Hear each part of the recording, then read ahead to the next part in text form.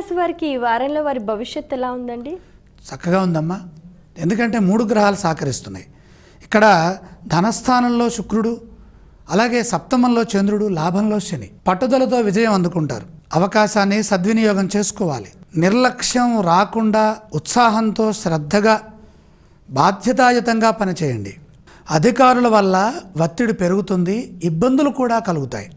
ముందస్తు ప్రణాళికలు సిద్ధం చేసుకోండి. శ్రద్ధగా మాట్లాడండి, వినయపూర్వకంగా ప్రవర్తించండి. అద్భుతమైన కార్యసిద్ధి ఉన్నది. సమయానుకూలంగా మాట్లాడటం మేలు చేస్తుంది. యథాలాభంగా సమాధానాలు ఇవ్వద్దు. ఒక ఆపద నుండి తప్పుకుంటారు. శత్రుభావంతో మిమ్మల్ని ఇబ్బంది కలిగించాలని చూచేటటువంటి వర్గం కూడా ఉన్నది. ఆవేశంగా సమాధానాలు ఇవ్వకుండా మీ భవిష్యత్తుపై చక్కని శ్రద్ధ చూపండి. అలాగే నూతన బాధ్యతలను స్వీకరిస్తారు. అవమానాలు సైతం తట్టుకొని గౌరవాన్ని పొందుతారు. బంగారు భవిష్యత్తు మీ సొంతమవుతుంది.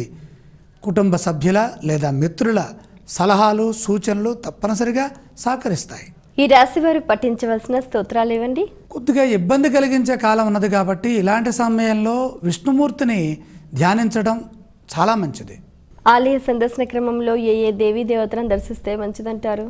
విష్ణు అవతారాలుగా భాసిల్లుతున్నటువంటి రాముడు, కృష్ణుడు, వెంకటేశ్వర స్వామి వారి దేవాలయాల్లో స్వామి సందర్శనం చేసుకోవడం చాలా మంచిది. ఈ రాశి వారు చేయవలసిన దానాలు ఇవ్వండి.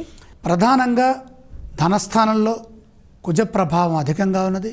కందుల దానం చేయండి, గొడవలు తగ్గుతాయి.